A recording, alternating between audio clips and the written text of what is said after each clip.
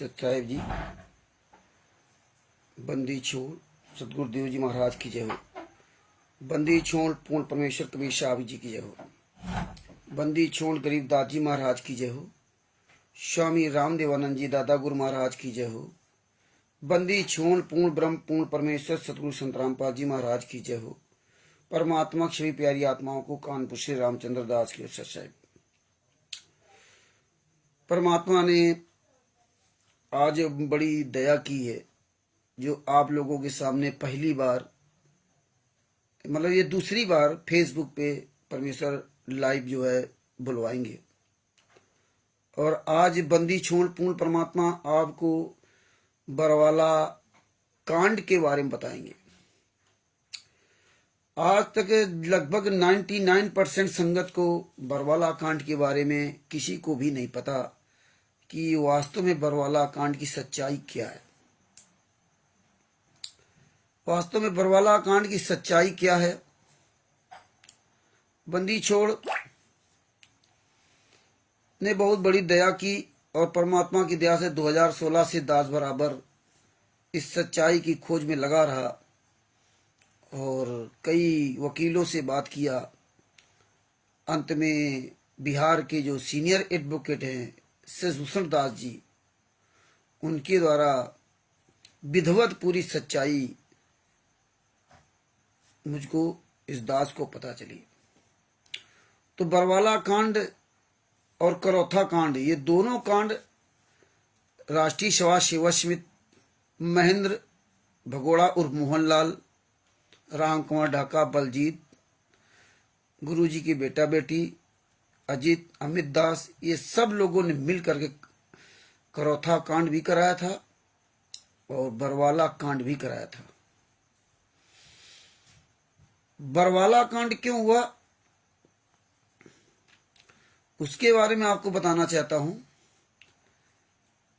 वैसे मैंने आरएसएस के लोग क्या कहते हैं कि 42 बार कोर्ट की तारीखों पे गुरुजी नहीं गए, इसलिए बरवाला कांड हुआ, जबकि ये सरासर गलत है। क्योंकि जब 2006 में गुरुजी जेल गए थे और 2006 से लगा 2008 तक लगभग 22 महीने संत रामपाल जी महाराज जेल में रहे थे, रोहतक जेल में रहे थे, तब किसी भी उनके घर परिवार, भाई बंधु, नाते रिश्तेदार, पत्नी, बेटा और किसी भी शिष्य ने संत रामपाल जी महाराज की जमानत नहीं कराई थी। 22 महीने में जेल रहने के बाद कोर्ट ने उनको पर्सनल बॉन्ड में जमानत दी थी। पर्सनल बॉन्ड में, पर्सनल बॉन्ड का मतलब ये होता है कि जब आपका कोई भी व्यक्ति आपकी जमानत लेने वाला नहीं होता है तो ये कानूनी तौर से जो व्यक्ति जेल में बंद होता है उसको एक अधिकार होता है कानूनी तौर से, अगर उसका आचरण सही ठीक ठाक रहा तो फिर उसको पर्सनल बॉन्ड में जमानत दे दी जाती है। सशर्त जमा दी जाती है कि आप प्रत्येक तारीख पर, कोर्ट की प्रत्येक तारीख पर आएंगे। तो उस तरह से संत रामपाल जी महाराज को कानूनी तौर से जमानत दी गई थी कि आप प्रत्येक तारीख, कोर्ट तारीख का सम्मान करेंगे और आप आएंगे, आपको पर्सनल बॉन्ड में जमा दी जा रही है। इसके बावजूद भी कोर्ट ने उनको तारीख पे आने की भी छूट दे दी थी कि आपका बिजी शेड्यूल है तो आप तारीख पे नहीं आए तो कोई भी दिक्कत नहीं होगी, आपका केस चलता रहेगा, जब जरूरत होगी तो आपको बुलवा लेंगे। उसे 3 टाइम पे जो है कोर्ट को जरूरत पड़ती तब बुलवाते हैं, जब गवाह गुजरते हैं या फैसला सुनाया जाता है। इस तरह 2-3 समय होते हैं, उस समय जो है कोर्ट को जो जरूरत पड़ती तब जो है बुलाता है। तो सबसे पहले आपका जो हाजिरी माफी कर रखी थी उसको पहले कैंसिल करेगा, इसके बाद आपको मतलब सूचना देगा कि आपको फला तारीख पर अब आना है। तो ये था संत रामपाल जी महाराज के 2008 की जमानत का सच। और ये जो भगत समाज वो क्या कहता है कि गुरु जी, जैसे परमेश्वर ने बताया था कि उसमें मेरा वकील भी नहीं था, जमानत हो गई थी, तो इस तरह से उनकी जमानत हुई थी।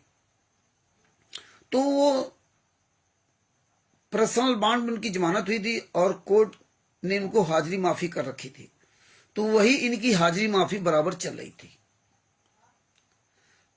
और 2013 में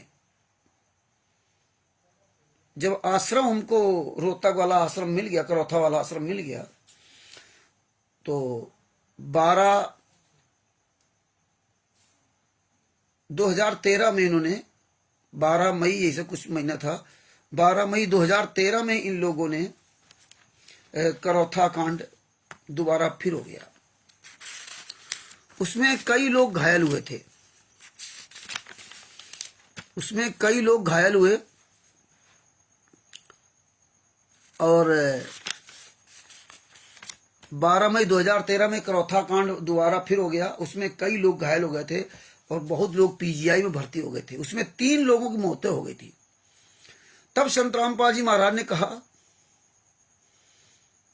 कि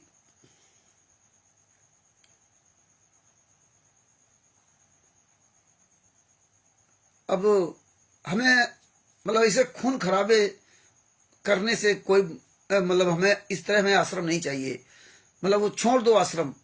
अगर आए दिन ये घटनाएं हो रही, इतने लोग मर गए और इतना मतलब जो है सब हो गया, हम ऐसे मतलब आश्रम से फिर मैं क्या लेना देना जहां हमारे बच्चे या अन्य किसी की मौत हो।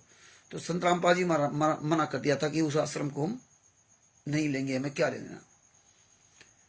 तो इस तरह जब ये घटना करते रहे तो वहां जो रोहतक कोर्ट ने संत रामपाल जी महाराज को पर्सनल बॉन्ड में जमानत दी थी और हाजिरी पर छूट दे रखी थी, तो हाजिरी पे छूट दे रखी थी, उसमें जो है वहां के रोहतक के प्रशासन ने सोचा कि क्यों ना संत रामपाल जी महाराज से बात करके इसका एक हल निकाला जाए। आए दिन ये रोहतक में जो करौथा आश्रम में जो ये विवाद हो रहा है, इसका कोई समाधान निकाला जाए संत रामपाल जी महाराज से मिल करके। तो संत रामपाल जी महाराज से मिलना चाहा तो इन लोगों ने मिलने नहीं दिया। जब मिलने नहीं दिया तब संत रामपाल जी महाराज को इस प्रशासन इन लोगों ने मिलने ही नहीं दिया कि मिल करके बैठ करके कोई बातचीत हो। जब नहीं मिलने दिया तब जो है प्रशासन ने सोचा कि अब ऐसे तो मिलने नहीं दे रहे तो कोर्ट के माध्यम से ही क्यों ना बात करूं। तो सबसे पहले कोर्ट ने उनका जो हाजिरी माफी का था तो वो पहले कैंसिल किया, और जब तक हाजिरी माफी का कैंसिल नहीं होगा तब तक जो है वो कोर्ट उनको बुला नहीं सकता। तो हाजिरी माफी वाला कैंसिल किया। कैंसिल करने के बाद कोर्ट ने उनको बुलाया, भाई आइए और बात कीजिए। तो उसमें कोर्ट में नहीं जाने दिया, कोर्ट में भी नहीं जाने दिया। कई बार सम्मन नोटिस सब भेजे गए लेकिन उन्होंने बात नहीं करने दिया।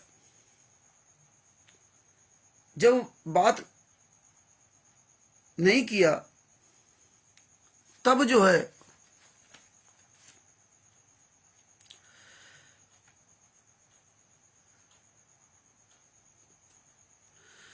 इधर इन लोगों ने क्या किया, अपनी एक 2010-11 में अपनी राष्ट्रीय सेवा समिति तैयार कर ली। उसमें गुंडे वगैरह सब तैयार करने लगे, काले कपड़े वाले तैयार करने लगे, और 2013 तक इन्होंने पूरी अपनी सेना तैयार कर ली। तो इस तरह से संत रामपाल जी महाराज को कई बार आदेश दिया लेकिन इन्होंने उपस्थित होने नहीं दिया। तो जब नहीं उपस्थित होने दिया तो हिसार रोहतक कोर्ट ने संत रामपाल जी महाराज को यहां तक एक छूट दी थी कि आप अगर भीड़ के कारण और आपका इतना बिजी शेड्यूल है और आप रोहतक नहीं आ सकते हैं, क्योंकि बरवाला आश्रम के अंदर संत रामपाल जी महाराज जी अपना प्रवचन सुनाते थे और यहाँ कार्यक्रम करते थे। तो रोहतक कोर्ट ने यहां तक छूट दे दी कि भाई आप अगर यहां नहीं आते तो आप हिसार कोर्ट में मतलब जो है अपना वहां उपस्थित हो जाएं। वहां अपने बयान दे दे। तो 14/7/2014, 14 जुलाई 2014 की बात है। उस तारीख पे संत रामपाल जी महाराज को वहां जाना था हिसार कोर्ट में, कि हिसार कोर्ट जाकर के आप अपनी जो है उपस्थिति दर्ज करा दे, तो कोई दिक्कत नहीं होगी, अपने मतलब जो विचार रखना हो अपनी वहां बात कर दे। लेकिन इन लोगों ने क्या किया, ना हिसार कोर्ट जाने दिया, ना रोहतक कोर्ट जाने दिया। और रात में रोहतक कोर्ट एक दिन पहले, मतलब 14 तारीख के पहले एक दिन पहले वहां पूरा कब्जा कर लिया। रोहतक कोर्ट के बाहर कोई मैदान होगा, उसमें तो हमदास नहीं गया था, वहां से पूरा इन्होंने लाखों भक्तों को बुला करके वहां पूरा ड्रामा कर दिया। और इसके बाद इन लोगों ने क्या किया कि यहाँ हिसार कोर्ट दास भी गया था 14/7/2014 को। दास क्योंकि दास आश्रम गया था, और आश्रम जाने के बाद रात में इन लोगों ने ट्रकों में लाठियां भर भर करके और इन सब लोगों को लेकर के, हम सभी भक्तों को लेकर के हिसार में रात में डाल दिया। हम लोगों को नहीं पता था क्या हो रहा क्या नहीं हो रहा, कुछ नहीं पता था। इसके बाद इन्होंने पहले ही रात में पूरी व्यवस्था कर ली थी। काले कमांडो की पूरी सेना लगा रखी थी, पूरी सेना लगा रखी थी। पूरा रोड ब्लॉक कर लिया था, पूरा रोड ब्लॉक कर लिया था। और पूरा रोड ब्लॉक करने के बाद इन्होंने ऐसी व्यवस्था बना रखी थी कि पूरा इन्होंने कोर्ट को कब्जा कर लिया। कोर्ट को, जो वो जज का घर होता है, जो वकीलों का घर होता है, मेन घर, इन्होंने कोर्ट को, न्यायपालिका को पूरा कब्जा कर लिया। कोई समझ ही नहीं पाया कि ये काले कमांडो किसके हैं। तो वो ये सोच रहे थे कि यार ये काले कमांडो सरकार के, तो ये इस तरह व्यवहार क्यों करते, अपना परिचय क्यों नहीं दिखा देते। अगर ये सरकार के काले कमांडो हैं तो ये क्यों नहीं अपना ID कार्ड दिखाते। वकीलों के साथ बड़ी अभद्रता की, उनसे कार्ड छीने, जिनके पास कार्ड होता था वो अंदर जाए, कोई जा नहीं सकता, वहां मारपीट की, बड़ी अभद्रता की उन्हें। और संत रामपाल जी महाराज को कोर्ट में पेश नहीं होने दिया। इतनी वहां इन्होंने नंग नाच किया, क्योंकि दास भी वहां देखने वाला था। लाखों लोगों को वहां उतार दिया था, और रोड को पूरा ऐसा कब्जा कर रखा था, पूरे काले कमांडो लगा करके। ये तिमिर दूत पवन ठग जो है ना, ये मेन मुखिया तो था ही कमांडो का, ये तो ट्रेनिंग देने वाला था। पूरा रोड को इस तरह कब्जा कर लिया था जिसका कोई जवाब नहीं। और चारों तरफ इनकी गाड़ियां आती थी, बुलेट प्रूफ गाड़ियां। ये गाड़ी दौड़ी, वो गाड़ी दौड़े, इस गाड़ी से गुरुजी आए, उस गाड़ी से गुरुजी आए, इस तरह से आते रहे। और यहां तक बताया जाता गुरुजी को लेकर वहां गए, लेकिन कोर्ट के अंदर नहीं ले जाने दिया, अंदर नहीं ले गए। और कोर्ट में संत रामपाल जी महाराज को उपस्थिति दर्ज नहीं कराई। उस बात को लेकर के कोर्ट वहां के जो जज है सुशील कुमार जी, और वहां के जो जितने वकील वगैरह हैं, सब लोगों ने एक मीटिंग की कि ये तो पूरी सेना लेकर के यहां चढ़ाई कर दिया, ये तो घोर अन्याय है, ये तो कोर्ट की अवमानना इन्होंने किया, ये तो इतने बड़े गुंडे हो गए, ये कुछ भी कर सकते हैं।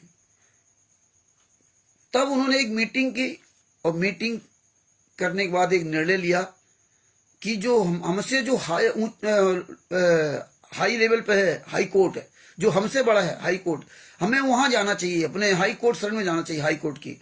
और वहां के जो अधिकारी हैं, वहां के जो अधिकारी आने हाई कोर्ट के जज, हमें उनसे अपनी बात रखनी चाहिए, अपने अधिकारियों, बड़े अधिकारी से वहां पे अपना ये पूरा मैटर रखना चाहिए। तो उन्होंने वो पूरी वीडियो, वहां का पूरा मैटर जाकर के चंडीगढ़ हाई कोर्ट में जाकर के इन्होंने अपनी बात रखी जाकर, क्योंकि लोअर कोर्ट को कोर्ट की अवमानना का केस लगाने का अधिकार नहीं है।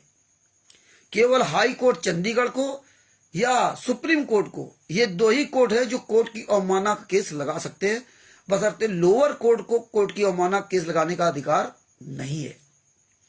तो यहां ने इन्हें सारे एविडेंस वहां हाई कोर्ट को दिए, और हाई कोर्ट में भी जो हाई कोर्ट के जज होते हैं उनको भी अधिकार नहीं है कि कोर्ट की अवमानना केस किसी के ऊपर लगा सकें। वहां भी मेन होता रजिस्ट्रार, जितने भी केस होते हैं लगते हैं, जो भी केस होते हैं, वो सारे केस सबसे पहले रजिस्ट्रार के पास जाते हैं। रजिस्ट्रार वो सारी फाइल, वो सारे एविडेंस देखता है, और जब रजिस्ट्रार को लगता है कि हाँ नहीं नहीं इसमें जो है ना ये केस लगना सही है, वो जब लिखित में देता तब हाई कोर्ट अपना जो है काम करता है। या ऐसे नहीं कर सकता, वो उसको भी अधिकार नहीं है। तो रजिस्ट्रार होता मेन। और जैसे रजिस्ट्रार ने ओके किया, रजिस्ट्रार ने इसलिए ओके किया क्योंकि लोअर कोर्ट जो होता है वो रजिस्ट्रार के सानिध्य में होता है। लोअर कोर्ट की सारी प्रक्रिया रजिस्ट्रार, हाई कोर्ट के रजिस्ट्रार के अंतर्गत होती है। सारा दुख सुख रजिस्ट्रार देता है, सारी सुविधाएं उपलब्ध कराना लोअर कोर्ट को, उसके बारे में सारा सब कुछ जो भी उसको अच्छाई बुराई उसके बारे में संज्ञान लेना, वो पूरा रजिस्ट्रार का काम होता है। तो रजिस्ट्रार ने जब ये देखा कि ये काले कमांडो वाले गुंडे, एक तो मेरा वो छोटा भाई लोअर कोर्ट, और वहां जाकर के इन्होंने इतनी चढ़ाई कर दी, इतने बड़े काले कमांडे, इतने गुंडे सब तैयार कर रखे, ऐसे ऐसे मारपीट किया, ये तो बड़ा अन्याय हो गया, ये तो कुछ भी कर सकते हैं, जबकि देश की सर्वोच्च न्यायपालिका होती है, उसको भी ये दता बता दिए, इतने काले कमांडो लगा रखे। तब उसने आदेश दे दिया, तब हाई कोर्ट चंडीगढ़ सीओ मोटो मतलब होता है कि हाई कोर्ट चंडीगढ़ ने स्वयं केस लगाया।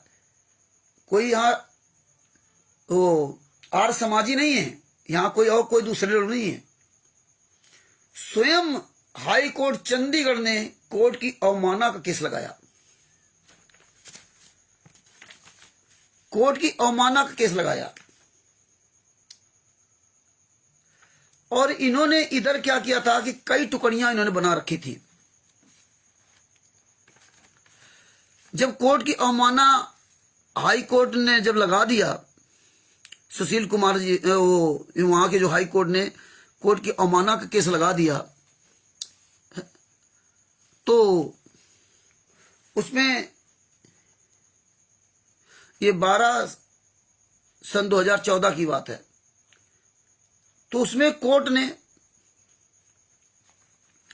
21/8/2014 को 21/7/2014 को 21/7/2014 को हाई कोर्ट चंडीगढ़ ने स्वयं कोर्ट की अवमानना का केस लगाया, वो भी सिर्फ संत रामपाल जी महाराज जी पर, और किसी पर नहीं, सिर्फ संत रामपाल जी महाराज पर, क्योंकि संत रामपाल जी महाराज को उपस्थित होना था और मेन मुखिया ये थे। तो 21/7/2014 को संत रामपाल जी महाराज पर जो है कोर्ट की अवमानना केस लगाया। जब 14/7/2014 को कोर्ट में पेश नहीं हुए, उपस्थित नहीं हुए, तो इसके बाद 8/8/2014 को तारीख पड़ी, मतलब पेशी पे बुलाया गया। 8 अगस्त 2014 को मतलब जो है संत रामपाल जी महाराज को कोर्ट में हाजिर होकर के बयान देने के लिए बताया गया कि अपनी सफाई दे आकर के कि कोर्ट की अवमानना की, क्यों की।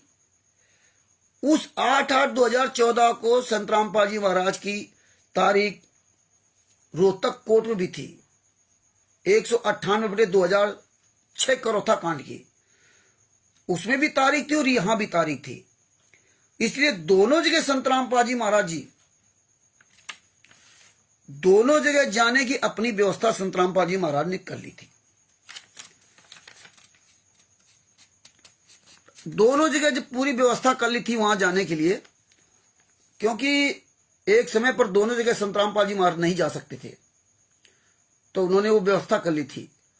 और व्यवस्था करने के बाद संत रामपाल जी महाराज ने, क्योंकि रोहतक कोर्ट में जाना बहुत जरूरी था, तो संत रामपाल जी महाराज ने अपने वकील के द्वारा आनंद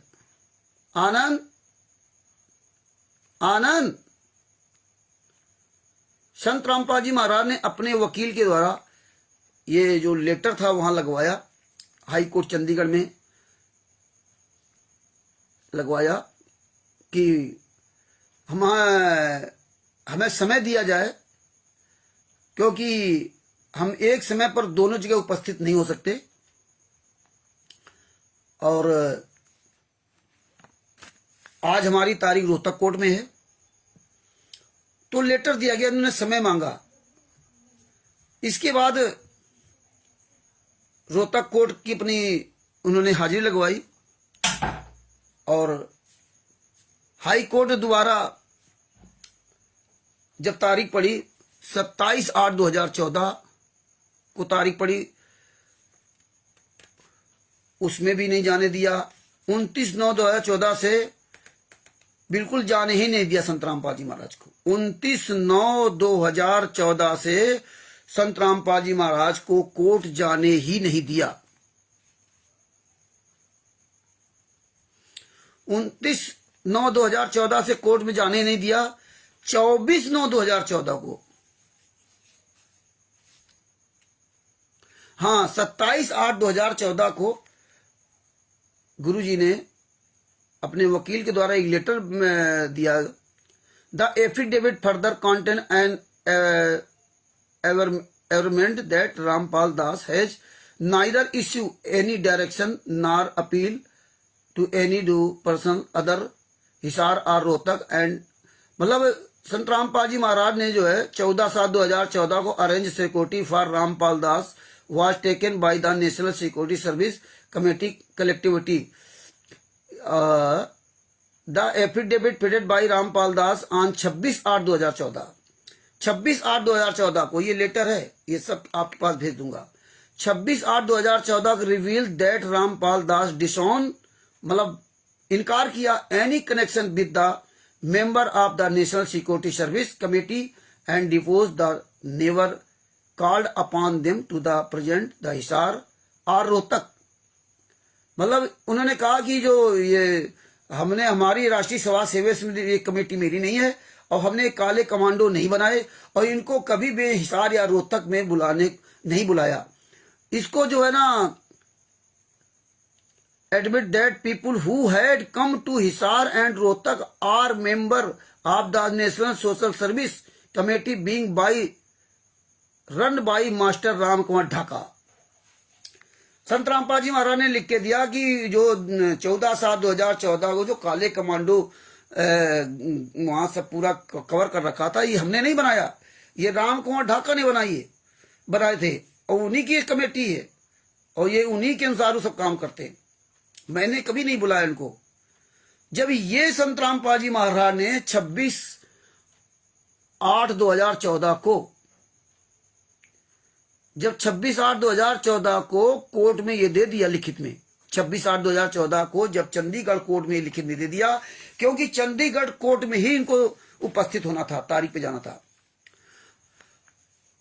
तो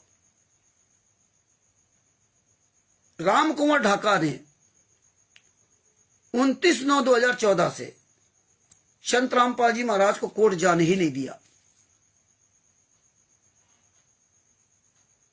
और 29/9/2014 को जाने नहीं दिया। और उसके पहले की बात बता रहे 24/9/2014 को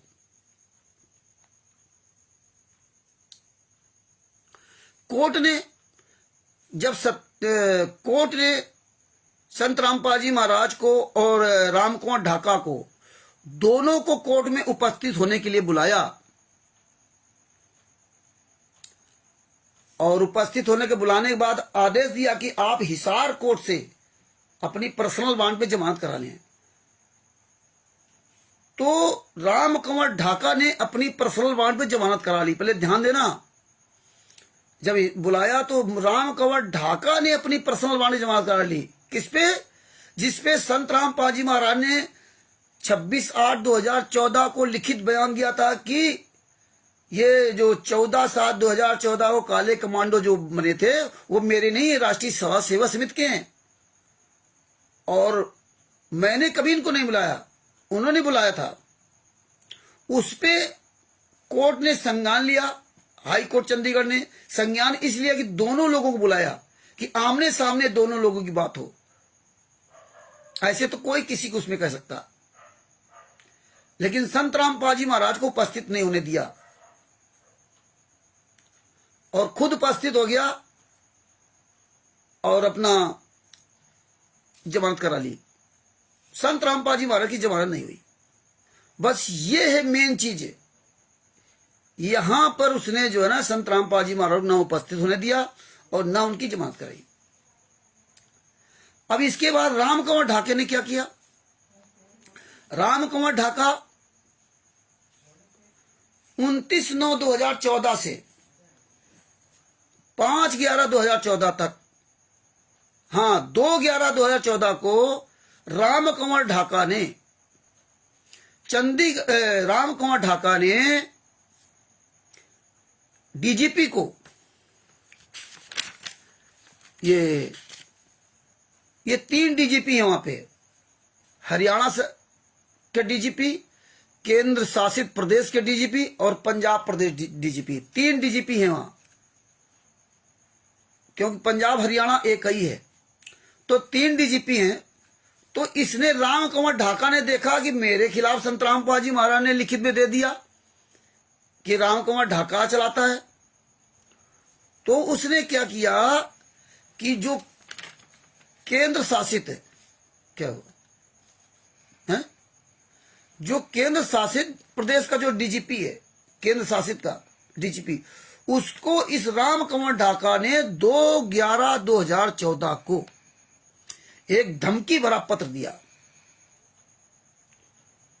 कि रोकना हो तो रोक लो। 5/11/2014 को 1 लाख लोग आपके चंडीगढ़ में कोर्ट में हाजिर होंगे। 1 लाख लोग, 1 लाख भगत लोग।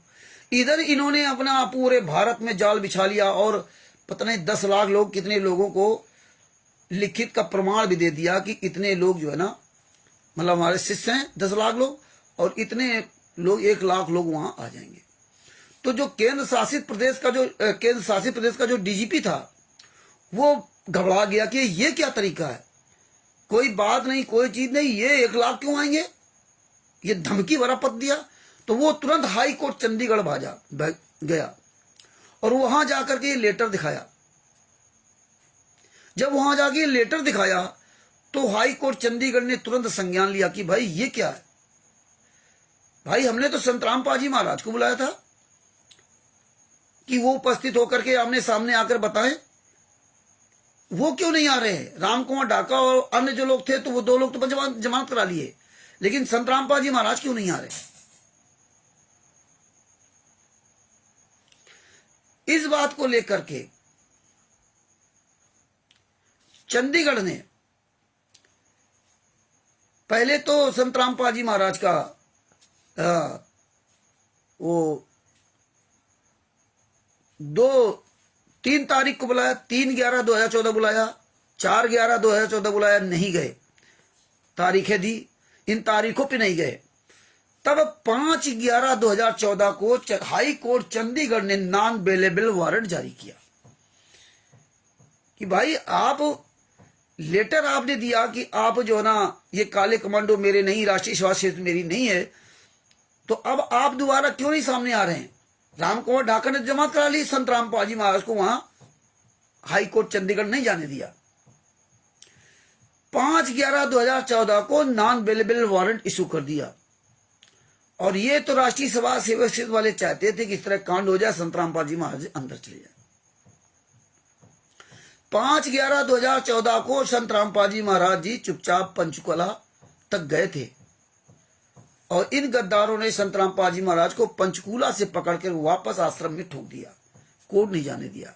उधर राम कंवर ढाका ने जो कोर्ट को धमकी दी थी कि 1 लाख वहां इस चंडीगढ़ कोर्ट में 1 लाख लोग वहां पहुंच जाएंगे, कल चढ़ाई कर देंगे, तो उसमें राम कंवर ढाका ने क्या कहा कि मैं तो आना चाहता था, मुझे 1 लाख लोगों ने यहां रोक रखा है, मुझे 1 लाख लोगों ने मुझे यहां रोक रखा है, क्योंकि 5/11/2014 को संत रामपाल जी महाराज और इन दोनों को उपस्थित होना था, क्योंकि आमने सामने बातचीत होनी थी ना कोर्ट में, जज के सामने कि हाँ ये बात सही कि नहीं सही। तो इसने ये भी कोर्ट नहीं गया और इसने अपने वकील के द्वारा जवाब लिखवा दिया कि देखो मैं यहां तक तो आया था चंडीगढ़ तक, यहां ये 1 लाख शिष्यों ने मुझे रोक रखा है, आप तक आने नहीं दे रहे। तो उसने तो अपना जवाब दे दिया था कोर्ट को, लेकिन संत रामपाल जी महाराज को आकर के वापस यहां बंद कर दिया। इस तरह से जब नहीं जाने दिया, तब डीजीपी का जो डीजीपी था, उसको फिर हाई कोर्ट चंडीगढ़ ने आदेश दिया कि भाई आपके पास कितनी फोर्स है, कितनी आप फोर्स दोगे।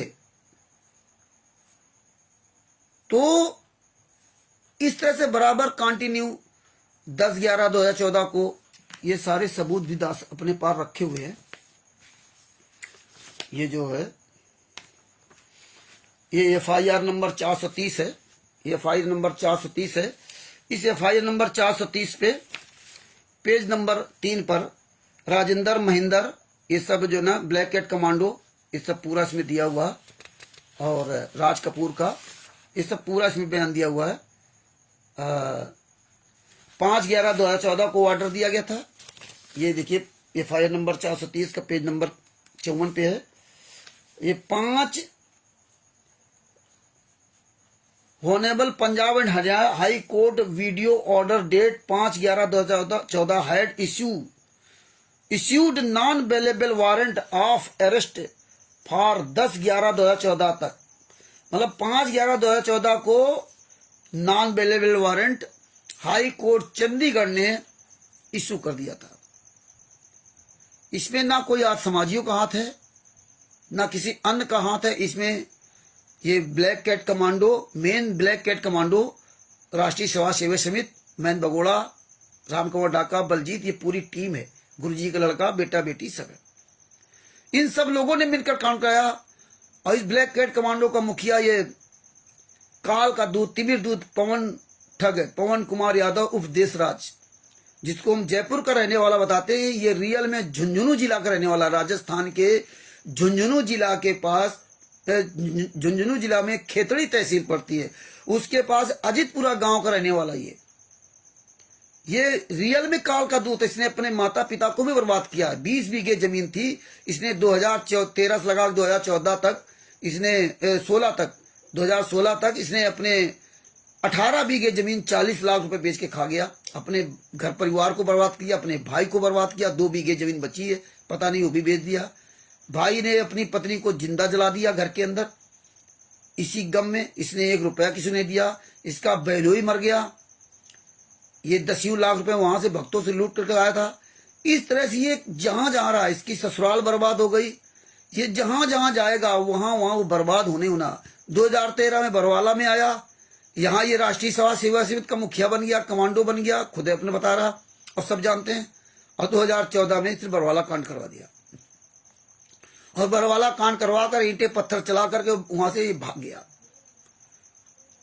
अगर ये सच्चा होता तो 2015 में संत रामपाल जी महाराज के पक्ष में बयान दे देता, या 2014 को जो अवमानना हुई थी उसमें ये बता देता कि नहीं, संत रामपाल जी महाराज ने आदेश नहीं दिया।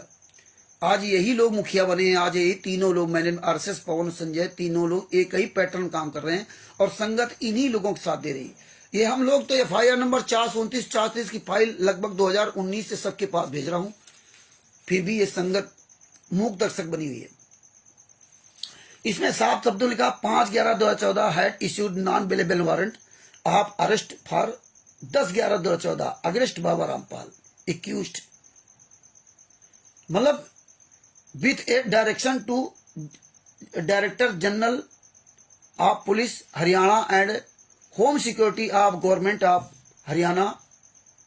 मतलब 5/11/2014 को ये नॉन अवेलेबल वारंट इशू किया गया।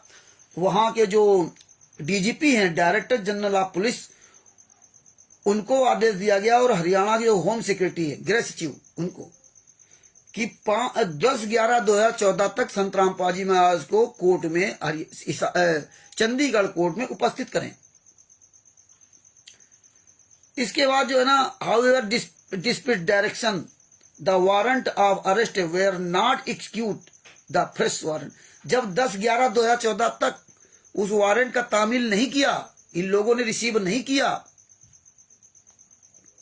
तब दूसरा वारंट इशू हुआ 17/11/2014 को। 17/11/2014 को भी नहीं तामील किया। तो इसके बाद क्या लिखा है, police force of gain accuse the Satlok Ashram to execute the warrant there upon Honorable High Court again issue fresh non-bailable warrant of accused Baba Rampal for 21/11/2014 on 20/11/2014. Accused Baba Rampal was produced before the Honorable High Court and from where he was sent to jail after cancellation of his bail। मतलब 21/11/2014 को आखिरी date दी गई। 17/11/2014 को भी पेश नहीं किया, तो लास्ट में 21/11/2014 को दिया गया कि non bailable warrant, fresh warrant issue किया गया कि किसी भी हर हालत में उनको 21/11/2014 तक कोर्ट में उपस्थित करना है। तब सबसे पहले उनकी बेल कैंसिल की गई संत रामपाल जी महाराज की। इस तरह उनको कोर्ट में डाला गया। तो इन लोगों ने अगर ये कोर्ट की अवमानना ना कराते, अगर उस तारीख पे जाने देते, तो आज ये कांड नहीं होता। इसलिए हमने तो सारी फाइलें रख रखी है, और ये कभी समय आएगा तो सब बताऊंगा आपको। हिंदी में भी है और अंग्रेजी में भी है, ये सब फाइलें हैं, और इसमें सब महेंद्र वगैरह का सब नाम दिया है। आपको कुछ फाइल से भी पढ़ के सुनाता हूं।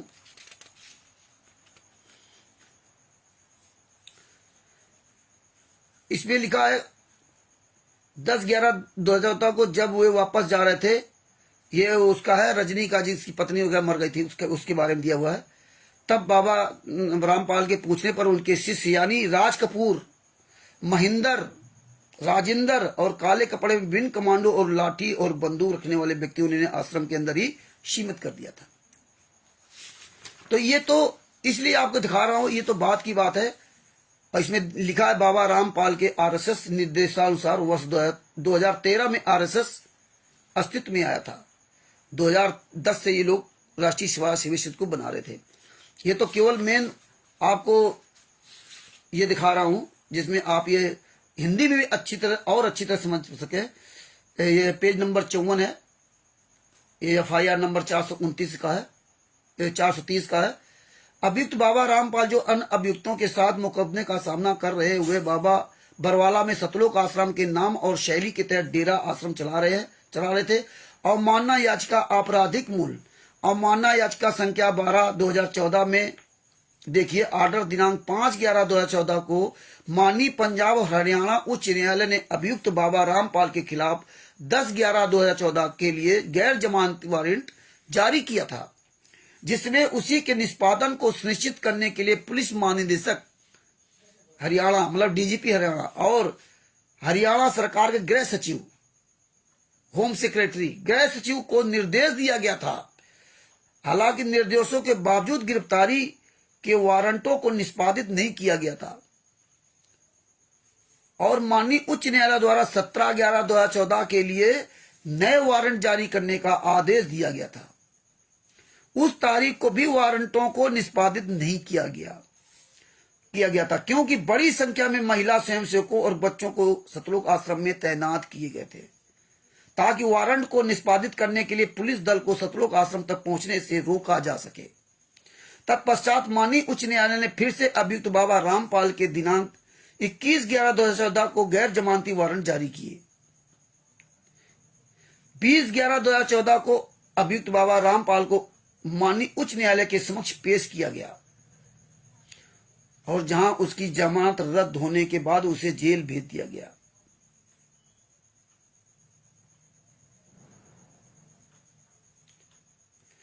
यहां रद्द माननीय उच्च न्यायालय के समक्ष पेश किया गया और जहां से उसकी जमानत रद्द होने के बाद उसे जेल भेज दिया गया। यहाँ यह भी बताना आवश्यक है कि अपने अनुयायियों के माध्यम से अभियुक्त बाबा रामपाल द्वारा की गई गैर कानूनी वादा के कारण गैर जमानती वारंटों को लागू करने की प्रक्रिया में हरियाणा राज्य को भारी व्यय उठाना पड़ा। ये संत रामपाल जी महाराज के शिष्य द्वारा, ये काले कमांडो के द्वारा, ये सारा दस्तावेज दास के पास रखा हुआ है। आपको इसीलिए लाइव दिखाता हूं। ये देखिए, ये दास पढ़ा लिखा है, कोई मूर्ख नहीं है दूसरे की तरह। ये देखिए, ये सारे दस्तावेज कलेक्शन करता हूं और वकीलों से बात करता हूं। ये सारी फाइलें रखे हुए, सारा सब कुछ परमिशन दे रखा। तो इस तरह से इन्होंने बरवाला कांड पूरा इन लोगों ने करवाया। हालांकि शुरू में जब,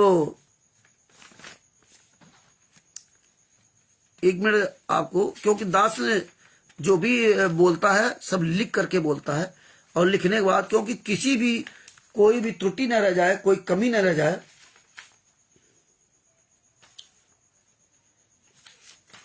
इसलिए हर चीज को आपको, हाँ, तो बीच में कुछ मैटर छोड़ गया था, उसके बारे में आपको बता रहा हूं कि रामकुमार ढाका ने तो अपनी जमात करवा ली थी। जब संत रामपाल जी महाराज ने हिसार चंडीगढ़ कोर्ट में लेटर दिया था कि ये काले कमांडो मेरे नहीं थे, रामकुमार ढाका के, तो रामकुमार ढाका ने तो अपनी जमात करा ली। हिसार कोर्ट ने जब देखा कि आप यहां नहीं आ पा रहे, तो संत रामपाल जी महाराज को पर्सनल बॉन्ड में गुरु जी की जमानत के लिए कहा था कि भाई 3,000 रुपए में आप अपनी 3,000 के 2 पर्सनल बॉन्ड दे करके अपनी जमानत करवा लिया हिसार कोर्ट से। लेकिन वो जमानत संत रामपाल जी महाराज की नहीं होने दिया। उसी पर जो है ना,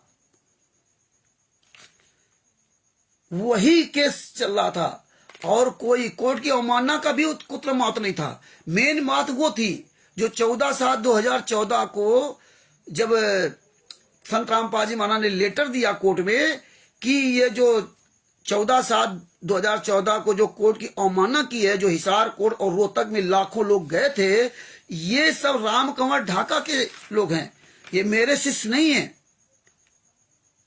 तब जो है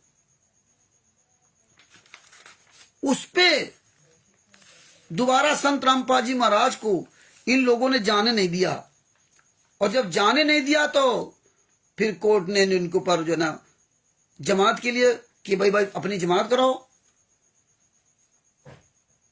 तो इसलिए ये केस हुआ, इसलिए ये बरवाला कांड हुआ। और एक आपको बात अभी बताता हूं, 1 मिनट जरा जो है, क्योंकि आज ये पहली बार दास लाइव आया है, तो थोड़ी इसमें आपको दास के द्वारा असुविधा होगी, और उसके लिए दास आपसे क्षमा चाहता है, क्योंकि दोबारा जब आऊंगा तो पूरी व्यवस्था के साथ आऊंगा। और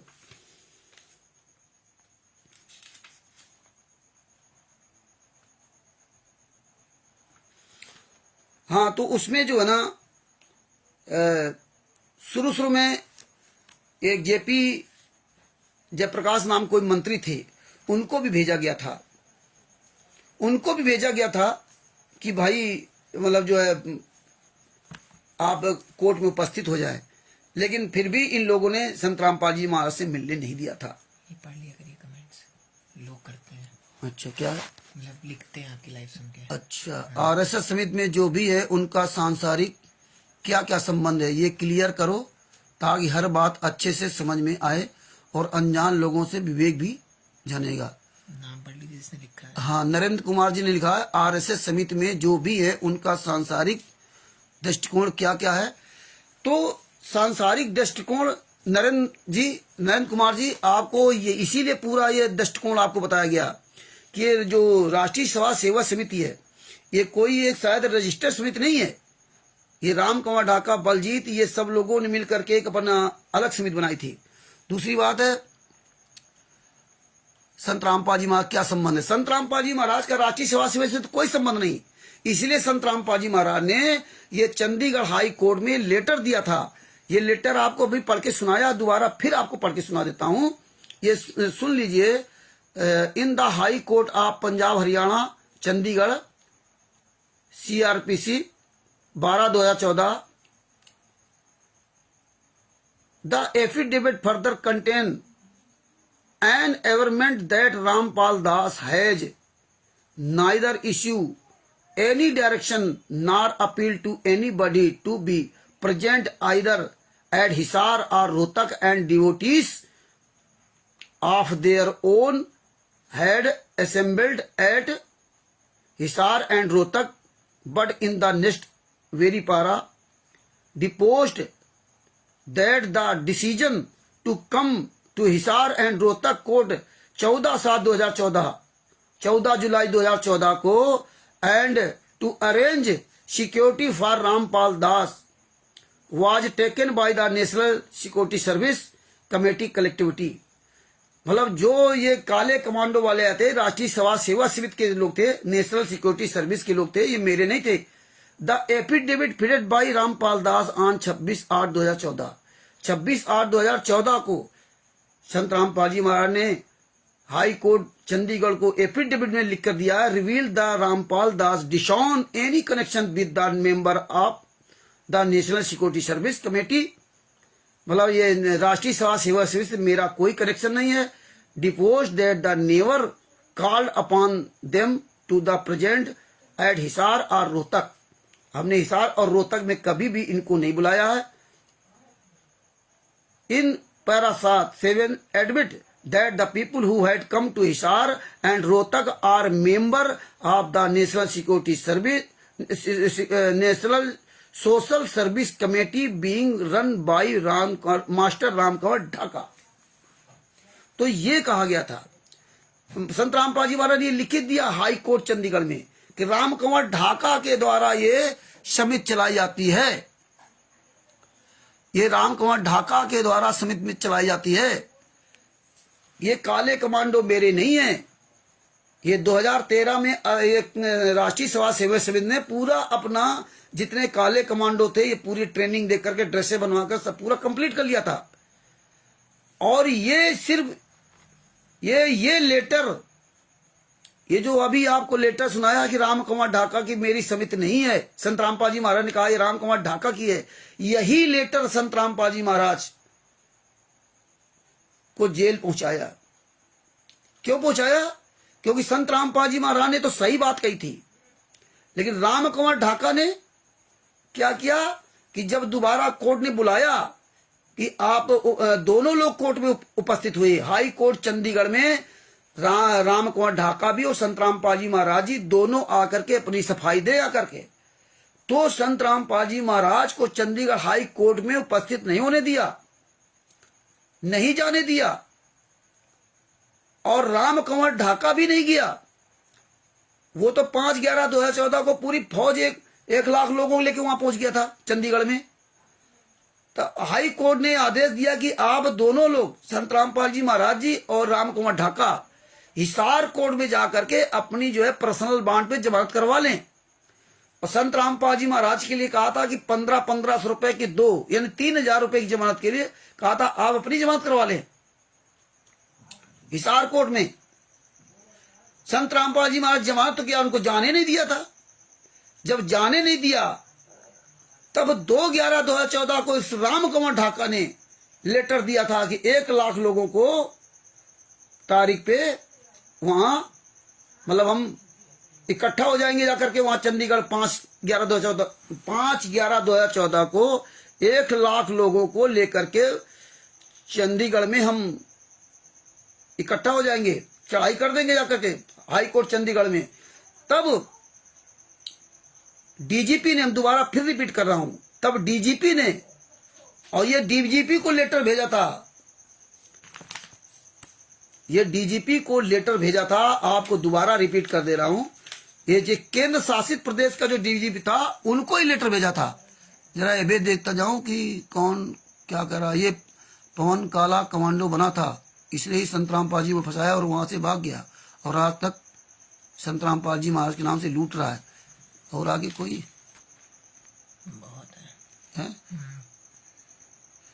सांसारिक दृष्टि से संत रामपाल जी महाराज जी निर्दोष हैं, दूसरी राष्ट्रीय सेवा समित है। हाँ बिल्कुल हरीश दास जी, ये आपकी बात 100% सही है कि प्रमाण सहित है। इसीलिए FIR नंबर 429 और 430 की फाइल आप सभी लोगों के पास 2019 में सबके पास भेजी थी। उसकी हिंदी की फाइल भी एक बनवा के भेजी थी। और शशिभूषण दास जी जो बिहार के सीनियर एडवोकेट हैं, शशिभूषण दास जी, उनके द्वारा, ये जरा पीछे ले जाओ, उनके द्वारा। हाँ, और आपको एक चीज और दिखा देता हूं। देखो ये जो एक इन्होंने भ्रष्ट जज कुमार नाम पुस्तक निकाली थी, इसमें भी देखो इन्होंने लिख रखा था, ये परमेश्वर ने दास के से प्रमाण डलवाए थे भ्रष्ट जज कुमार पर। इसमें लिखा है, यहाँ पर ये स्पष्ट करना चाहेंगे कि इस प्रदर्शन का निर्णय 14/7/2014 को, इस किताब में लिखा कि इस प्रदर्शन का निर्णय राष्ट्रीय सेवा समिति के सर्व 10 लाख सदस्यों ने सर्वसम्मत से निर्णय लिया था। ना तो संत रामपाल जी महाराज को इस प्रदर्शन की जानकारी थी, ना उनकी ओर से रोहतक या हिसार आने को कहा गया था। यह निर्णय राष्ट्रीय सेवा समिति की ओर से लिया गया था। अब देखिए पुस्तक में लिख रहे हैं कि संत रामपाल जी महाराज को जानकारी नहीं थी, और वही संत रामपाल जी महाराज ने चंडीगढ़ हाई कोर्ट में लिख के दिया कि राम कुमार ढाका इसके मुखिया है। और इसके बाद भी संत रामपाल जी महाराज को दोबारा उस कोर्ट में उपस्थित नहीं होने दिया, क्योंकि इसमें देखो आगे क्या लिखा हुआ, दूसरा जो लेटर दिया गया है उसमें नीचे लिखा हुआ कि श्रीमान राजीव भल्ला जी तरह इसके बर्बाद जानबूझकर परेशान करने के 24/9/2014 को, अभी आपको बताया था 24/9/2014 को कोर्ट में बुलाया गया था संत रामपाल जी महाराज को कि अपनी सफाई दे आकर के, जबकि दिनांक 8/8/2014 को संत रामपाल जी महाराज ने शपथ पत्र में स्पष्ट कर दिया था, अभी आपको शपथ पत्र सुनाया था, कर दिया था कि मैं तो कोर्ट के आदेशानुसार हिसार कोर्ट में वीडियो कॉन्फ्रेंस के द्वारा हाजिर लगवाने गया था। मैंने कोर्ट की अवमानना नहीं की है, मैंने कोर्ट की अवमानना नहीं की है। जो चैन बनाकर मेरी सुरक्षा कर रहे थे वे राष्ट्रीय सेवा समिति के सदस्य थे। यह समिति मास्टर राम कुमार ढाका द्वारा चलाई जा रही है। उस समिति में मेरे शिष्य अवश्य हैं, परंतु वे मेरे कंट्रोल में नहीं हैं, वे अपने स्तर पर ही कार्य करते हैं। ये होगा कायदे भ्रष्ट जज कुमार पर नाम पुस्तक में पूरा लिखा दिया है। इस तरह से पूरा कांड है राष्ट्रीय सेवा समिति के लोगों ने कराया। और यही परमात्मा ने अखबार में कहा था। सतलोक आश्रम के संचालक रामपाल ने पुलिस रिमांड के तीसरे दिन रविवार को भी ढेर सारी जानकारियां दी। उनका कहना था वह तो अदालत में पेश होना चाहता था, पर उसकी सेवा समिति के पदाधिकारी उसके खिलाफ थे। वे लोग उसकी जान लेना चाहते थे, इसलिए वह आश्रम में छुप कर बैठ गया।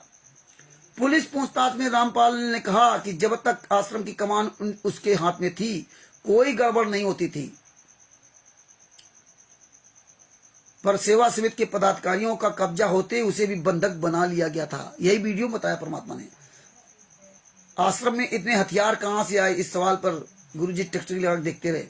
तो कहने का मतलब ये सब पूरा कांड महेंद्र भगोड़ा, राम कुमार ढाका, बलजीत ने किया था। और ये जो कहते थे 42 बार कोर्ट तारीखों में नहीं गए, वो 42 बार कोई मैटर ही नहीं था। मैटर था ये सिर्फ लेटर का। अब देखिए राम कुमार ढाका ने क्या बयान दिया था, उसको भी आपको अभी दिखा रहा हूं।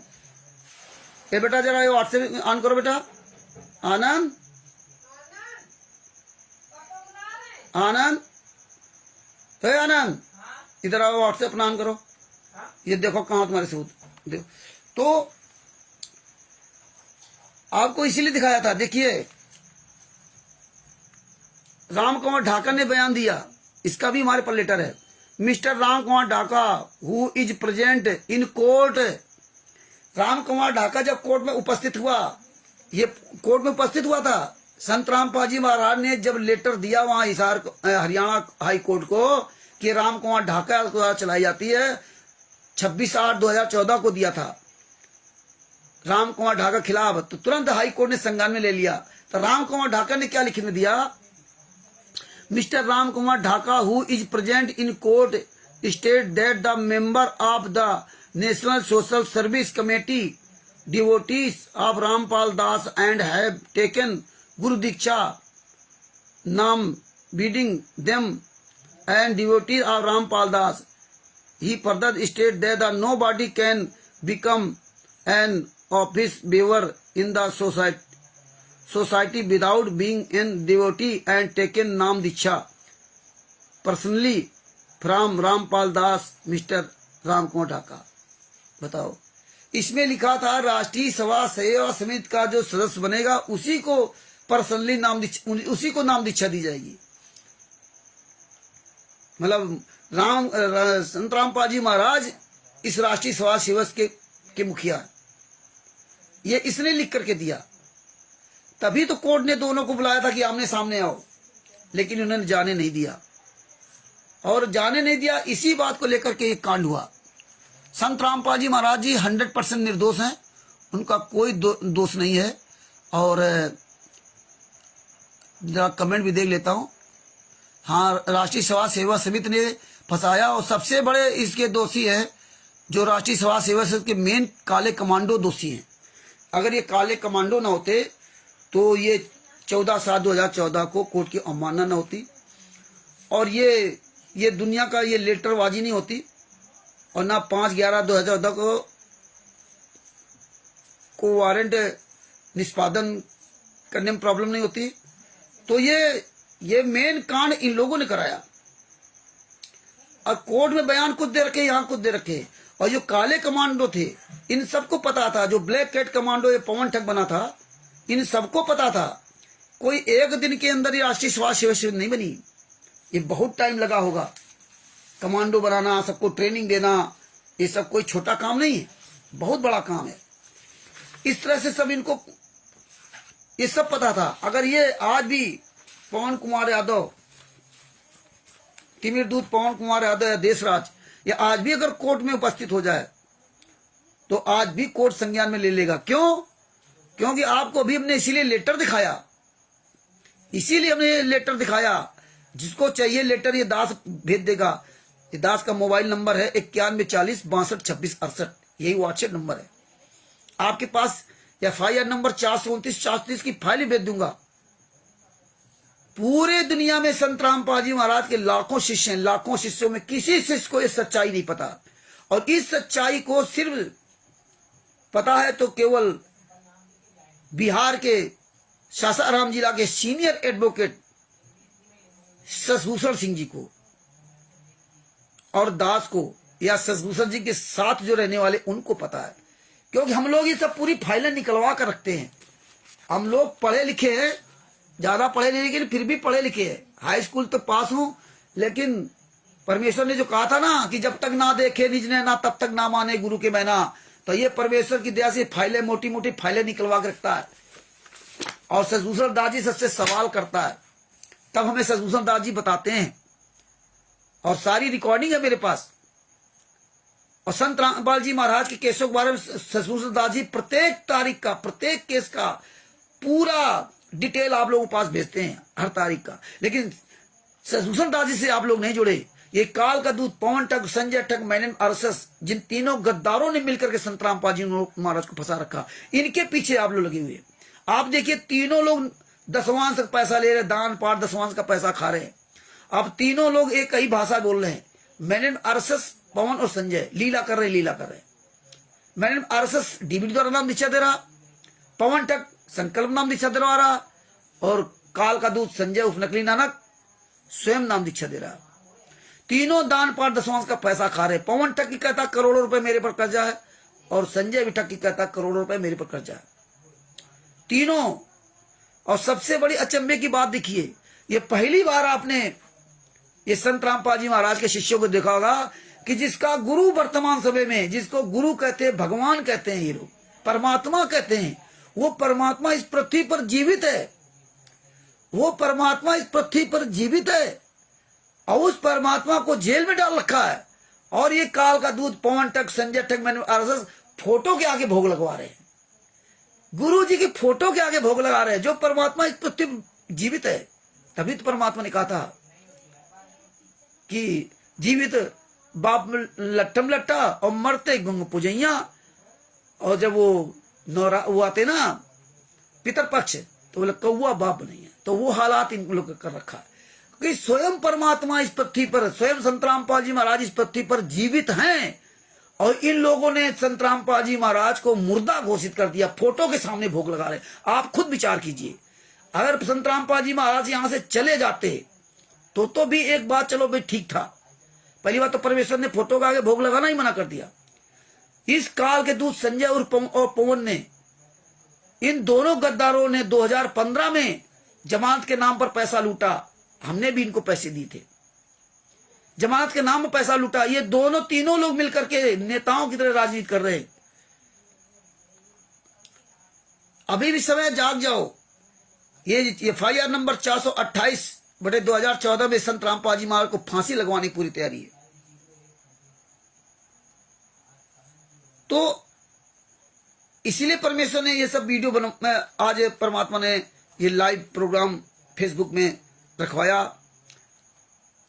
अरविंद जी फरखाबाद वाले हैं, हरीश जी हैं बिजनौर के, इन सभी भाइयों ने कहा कि रामचंद्र जी जरा ये सबूत लाइव फेसबुक पे रखो। दास पहली बार आया है, धीरे धीरे ये व्यवस्था बनेगी, और किसी भी तरह कोई अगर इसमें त्रुटि रही हुई दास क्षमा चाहता है। और दास वीडियो भी बना के डालता है, रिकॉर्डिंग भी भेजेगा। और इसलिए ज़्यादा वीडियो लंबा ना करके हम यहीं तक बात समाप्त करेंगे। आज ये जरूरी था इतना बताना, क्योंकि बरवाला कांड की सच्चाई किसी को पता ही नहीं है, इसलिए ये पूरा विधिवत बताना जरूरी था। तो भगत भाइयों, अभी भी समय रहते आप जाग जाओ। ये जहां भी काल का दूत, तिमिर दूत, पवन ठगो, इसको बहुत जल्दी में अरेस्ट करना पड़ेगा, क्योंकि एक लेटर संत रामपाल जी महाराज ने चंडीगढ़ हाई कोर्ट में दिया था कि काले कमांडो नहीं है। एक लेटर, उस लेटर ने आज संत रामपाल जी महाराज को मरते दम तक आजीवन कारावास की सजा करवा दी। अगर उसमें जमानत करवा लेते संत रामपाल जी महाराज, तो ये बरवाला कांड नहीं होता। ये कोर्ट की अवमानना का भी केस नहीं है। मेन केस वो है जो लेटर संत रामपाल जी महाराज ने दिया था राम कुमार ढाका के खिलाफ, और राम कुमार ढाका ने अपनी जमानत करा ली, और राम कुमार ढाका ने संत रामपाल जी महाराज के खिलाफ बयान दिया। वैसे दिया कि जो नाम दीक्षा लेता है वही उसका राष्ट्रीय समाज सेवा समिति का सदस्य ही नाम दीक्षा उसको मिलेगी, जो राष्ट्रीय समाज सेवा समिति का सदस्य बनेगा। तो आज आप लोगों तक ये सच्चाई पहुंचाई गई। और अगर ये संत राम, ये काल का दूत, तिमिर दूत, पवन कुमार यादव और उपदेश राज, ये पकड़ा जाए, इसको कोर्ट में हाजिर कर दिया जाए, और ये अगर बरवाला घटना की पूरी सच्चाई बता दे कि काले कमांडो कैसे बनाए, किसने ट्रेनिंग दी, कौन आया था तुझे ट्रेनिंग देने के लिए, कौन कौन लोग इसमें शामिल थे, कहां से पेट्रोल बम, लाठियां, पिस्तौल, ये सारी चीजें इसमें लिखी हैं।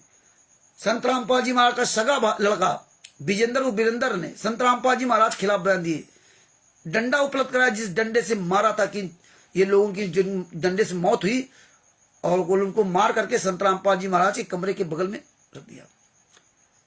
संत रामपाल जी महाराज का सगा लड़का विजेंद्र उर्फ वीरेंद्र, सगा भांजा जोगिंदर उर्फ बिल्लू, पूनम और बबीता आदि लोगों ने बयान दिए, और डंडे भी उपलब्ध कराए। इसे पूरी वीडियो बना करके कोर्ट में दी गई है। बरवाला घटना की पूरी वीडियो बना करके कोर्ट में दी गई। और बलजीत ने पूरे आश्रम में कैमरे लगवाए थे। इस सारा प्रमाण आपको अब डेली मतलब जो है ना, या जैसे समय मिलेगा उसी तरह से लाइव आकर के आप तक ये बरवाला कांड की पूरी सच्चाई रखूंगा। अधिक जानकारी के लिए, विस्तृत जानकारी के लिए आप अपना व्हाट्सएप नंबर भेजें, हम वो आपके पास ऑडियो भेजूंगा जो हमने शशभूषण दास जी से बात की थी, क्योंकि बहुत ऐसी बातें हैं जो दास से छूट जाती हैं, क्योंकि जो स्वयं एक्सपीरियंस होल्डर होता है और फिर वो रिपीट करना थोड़ा डिफिकल्ट होता है। तो मेन बात यह है कि बरवाला घटना की ये मेन सच्चाई है। और एक चीज आपको दिखाना चाहूंगा कि ये देखिए महेंद्र दास क्या कह रहे हैं, आप सुनिए।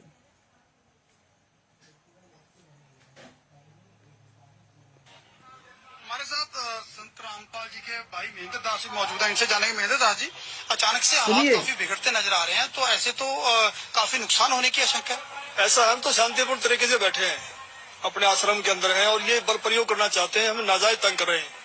लेकिन आश्रम के लोग भी जैसे टकराव की स्थिति में नजर आ रहे हैं, तो क्या कोई बीच का रास्ता नहीं निकल सकता?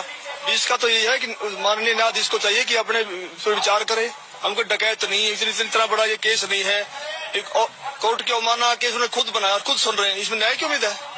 लेकिन जिस तरह से पुलिस कह रही है यहाँ तो गिरफ्तारी करनी पड़ेगी क्योंकि हाई कोर्ट के आदेश हैं, तो क्या संत रामपाल आत्मसमर्पण कर सकते हैं?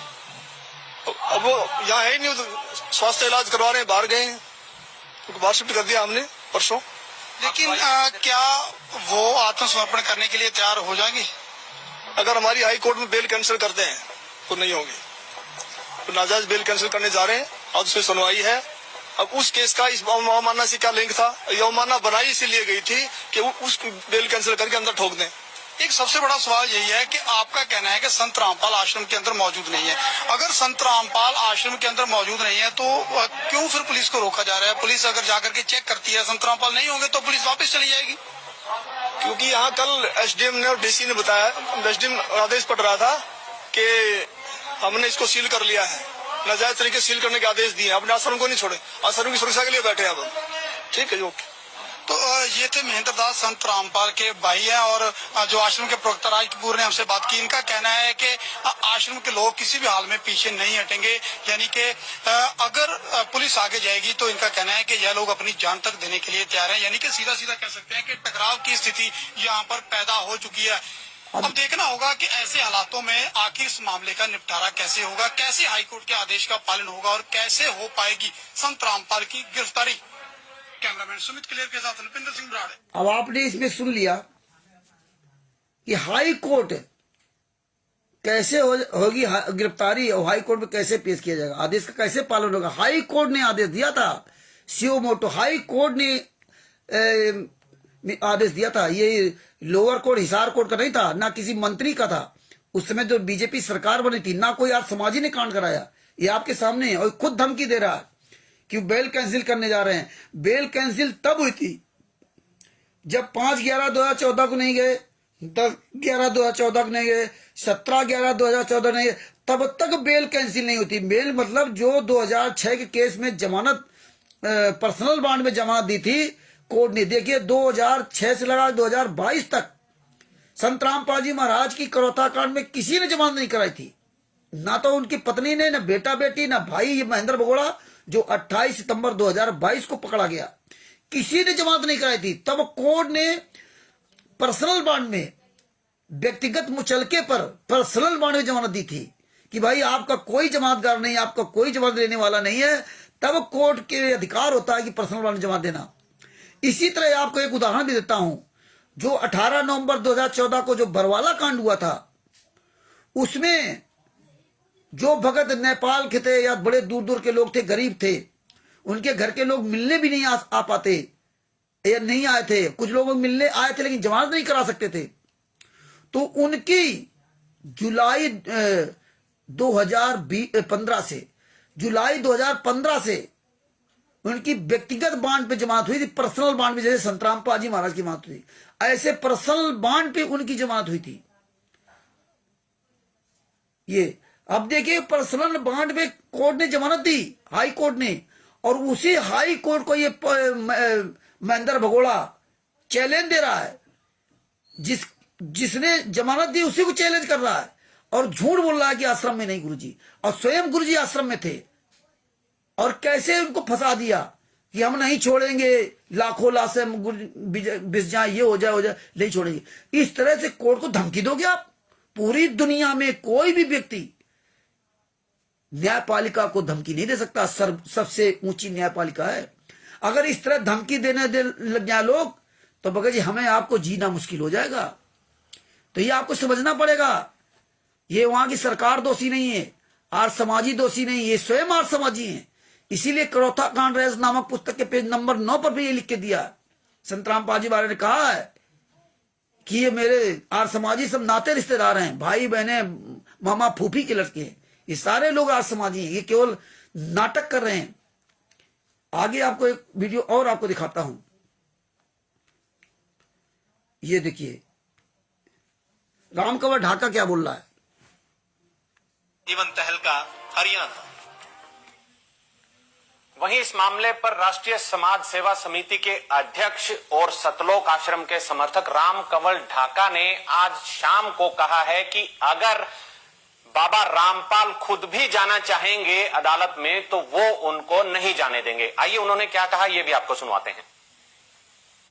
न्यायालय जाना चाहें तो संत रामपाल जी महाराज को भी हमारी 1 लाख लोगों की लाशों के ऊपर से गुजरना पड़ेगा।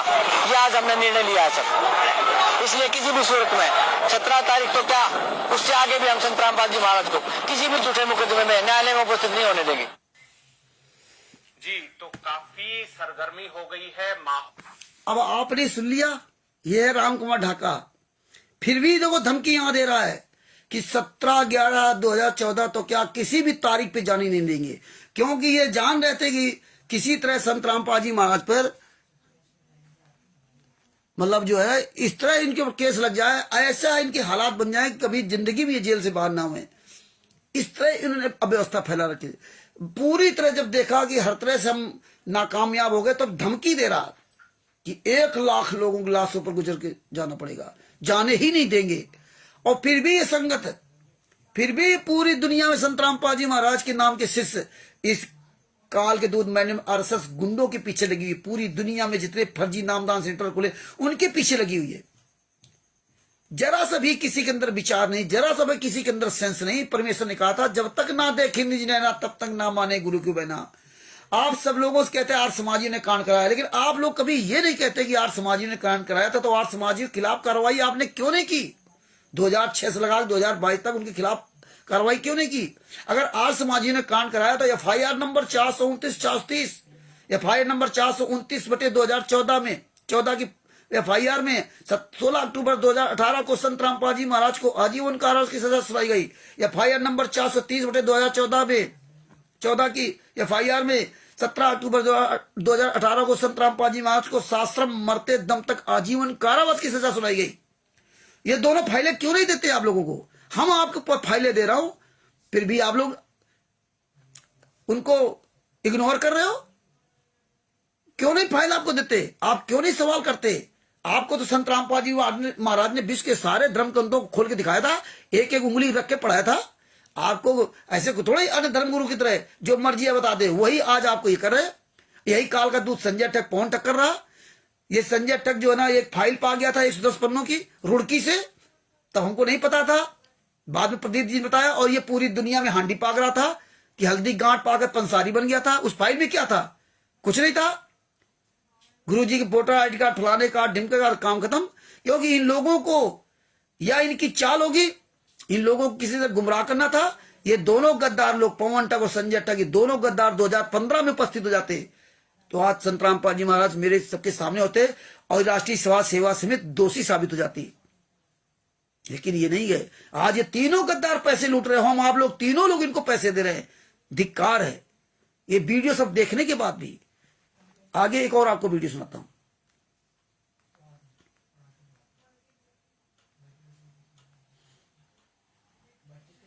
ये देखिए ये क्या बोल रहा है। आखिर हाथ में हथियार उठाकर बाबा के समर्थक बीमार बाबा की तबीयत कैसे ये है ठीक काले कर सकते कमांडो। हैं? आज तक आपने देखा किसी भी साधु संत को? देखिए ये संत रामपाल जी महाराज जी के यही नहीं है सब, ये राष्ट्रीय समाज सेवा समिति के कमांडो हैं। ये देख लीजिए। और राष्ट्रीय समाज सेवा समिति के कमांडो यहाँ पर सारे सुरक्षा व्यवस्था देखते हैं। और ये पहले इनके हाथ में, आपने कहा कि पहले इनके हाथ में हथियार थे, अब इनके हाथ में लाठियां हैं। इन सभी के हाथों में पहले भी हथियार नहीं थे, इनके हाथ में पहले भी लाठियां थी। और ये यहाँ पर जो भी कोई अभद्र व्यवहार ना हो, किसी प्रकार का, किसी भी प्रकार का कोई अफरा तफरी का माहौल ना हो, इस तरह से इन्होंने लाठी डंडे यहाँ पर हाथ में। इसी में वीडियो में पवन ठग है, ये तिमिर दूत पवन कुमार यादव उपदेश राज इसी वीडियो में है। लठ लिए खड़ा हुआ है सब, ये राइफल जो लिए खड़े हुए सब है। ये अब देखो क्या कह रहा, ये राष्ट्रीय समाज सेवा समिति के लोग हैं, संत रामपाल जी महाराज के शिष्य नहीं है। कोर्ट में क्या करे कि संत रामपाल जी महाराज उन्हीं को नाम दीक्षा देते थे जो राष्ट्रीय समाज सेवा समिति का सदस्य बनता था। ये देखिए, ये किसी को इन बातों से लेना देना नहीं। विचार करो कुछ, कब समझोगे, कब सुधरोगे? है? आप गुरु जी की ये हालात है। वकील क्या कह रहा है ये भी सुनो। फार्मर्स हैं, ये हथियार कैसे रख सकते हैं? पर बहुत बड़ा जखीरा हथियारों का बरामद हुआ है आश्रम के अंदर। नहीं, ऐसा कुछ नहीं है, ऐसी कोई रिपोर्ट नहीं है। एडवोकेट जनरल ने कोर्ट में बताया है कि अभी हम सर्च कर रहे हैं और उसके बाद वो रिपोर्ट देंगे। आप ऐसा प्रेज्यूम क्यों कर रहे हो कि वहाँ पे हथियार है? कितने दिनों से कब्जे में थे? जब से ये झगड़ा चल रहा था, जब से कंटेम्प्ट हुई, कोर्ट ने नोटिस दिया, लेकिन तब से उनकी कस्टडी में थे। लेकिन प्ली ये ली जा रही थी कि मेडिकल सर्टिफिकेट नहीं, कहा गया कि बीमार हैं। बीमार तो स्टेट ने खुद मेडिकल सर्टिफिकेट गुरुजी का पेश किया था कि ये बीमार है। नहीं, उन्होंने नहीं पेश किया, ये सिर्फ स्टेट ने पेश किया था। आप कह रहे हैं कि इस पूरे जो वाकया हुआ है उसके लिए राज्य सरकार जिम्मेदार है? नो, इस सारे वाकये के लिए जो भी हुआ वो लोग जिम्मेवार हैं जिन्होंने इनको बंधक बना के रखा।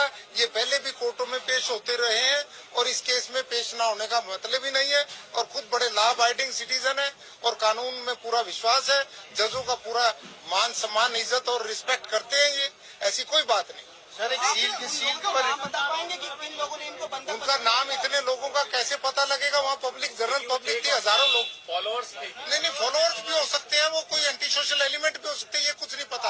अब एंटी सोशल एलिमेंट क्या पता चलेगा? You enter, anybody can enter anywhere.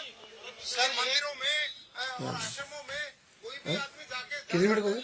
1 घंटे 16 मिनट। तो भगत भाइयों, अब ये आपने देखा, ये क्या कह रहे हैं कि संतराम, इनके वकील है, संतराम पाजी महाराज के वकील खुद बता रहे हैं कि वो तो कानून का पालन करने वाले हैं, इनको जाने नहीं दिया था, बंधक बना रखा था, वकील बता रहे हैं। अब गुरु जी की हालत देखिए, क्या हालत है।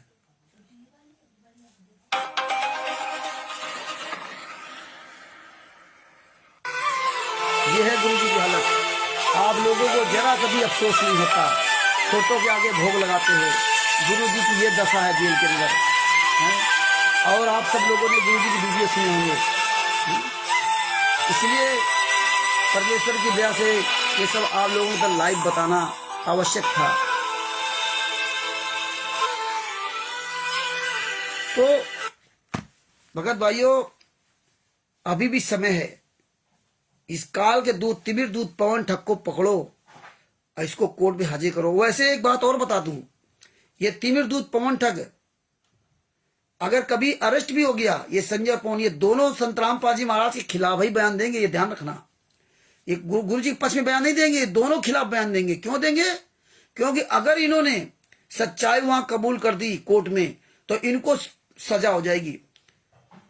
इनको देशद्रोह के, इनको जो है FIR नंबर 429 की सजा इनको हो जाएगी, मरते दम तक आजीवन कारावास की सजा इनको हो जाएगी। और देशद्रोह FIR नंबर 428/2014 में देशद्रोह केस में इनको सजा क्या, फांसी तक हो सकती है इन दोनों को। इसलिए ये दोनों लोग संतराम पाजी महाराज खिलाफ ही कोर्ट में बयान देंगे, पक्ष में नहीं देंगे, ये याद रखना। फिर भी हम आप सभी भाइयों से करबद्ध निवेदन करता हूं कि इस काल के दूत, तिमिर दूत पवन ठग को पकड़ो। अगर ये कोर्ट में हाजिर हो जाए और सच्चाई बता दे तो गुरु जी कल मेरे जेल से बाहर आ जाएंगे। अगर संतराम पाजी महाराज को जेल से बाहर देखना चाहते हो तो इसको अति शीघ्र पकड़िए। दूसरा, कल या आने वाले समय में दूसरा टॉपिक लेकर आऊंगा। FIR नंबर 429 और 430 फाइलों का आप तक प्रमाण दिखाऊंगा। आज ये थोड़ा वीडियो कुछ लंबा हो गया क्योंकि बरवाला घटना की सच्चाई बताना बहुत आवश्यक था। इतनी आसानी से नहीं कि आप दो बातें कर करके समाप्त कर दें। जिसको अपने परमेश्वर से प्यार होगा, संतराम पाजी महाराज से प्यार होगा, वो जरूर इस वीडियो को अच्छी तरह सुनेगा और अन्य भाइयों तक पहुंचाने का प्रयास करेगा।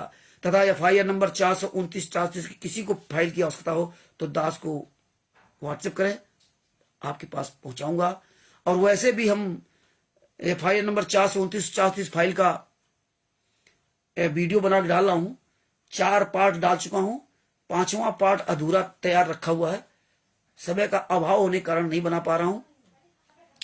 कल या परसों तक उसको भी पूरा करूंगा। और हम डेली इन तीनों गद्दारों के खिलाफ राष्ट्रीय समाज सेवा समिति, मैन भगोड़ा मोहनलाल, ये तो पकड़ा गया 16 साल बाद ये भी पकड़ा जाएगा, पवन ठग भी पकड़ा जाएगा आज नहीं तो कल। रोहतक में भी मेरठ भी केस चल रहा है, वहां भी ये भगोड़ा घोषित होगा। इसलिए अभी इसने अपने सारे नंबर बंद कर रखे, कोई फोन नहीं उठा रहा। ये इसने बहुत लोगों को लूटा है। रणजीत दास जी को देख लो, 2 महीना का वादा करके पैसा लिया था मेरठ में, आज कितने दिनों के, 3 सालों, कितनी उनकी बेइज्जती की। अभी तक सिर्फ 80-90 हजार रुपए दिया, कितनी बेइज्जती की। ये इतना नीच आदमी है और आप लोग फिर भी इसको अपने घर में रखे हो। ये आपसे पैसे लेगा, आपके घर परिवार से पैसे लेगा, आपके नाते रिश्तेदार से पैसे लेगा, आपको पता नहीं चलेगा। ये सबके साथ ही करता है। यही रामदेव जी के साथ किया था, यही रामदेव जी के साथ किया था। ये आप जिस थाली में खाता उसी में छेद करता है। ये जहां जहां जाएगा वहां वो डूबेगा। कहीं भी आप देख लीजिए, कहीं भी सफल नहीं हुआ। ये काल का दूत है तो है, ये तिमिर दूत है। इसलिए कबीर सागर में परमात्मा ने स्पष्ट कर दिया। अब ये क्या समझा दिया कि वो तो 600 साल पहले आया था, चला गया था। परमात्मा ने उसमें दिखा दिया कि वो धनी धर्मदास जी के ग्रंथों में मिलावट करेगा। तो उसमें तो धनी धर्मदास जी को बता रहे थे। और ये बीच में 600 साल बीच में तो भक्ति युग था ही नहीं, 1997 से भक्ति युग चालू होना था, तो उसमें मिलावट करेगा। वही ये कर रहा है। और आज तक कोई आहिर जाति में कोई दूत आया ही नहीं। और इसके अलावा भी कहा कि दूत हमेशा आते जाते रहेंगे।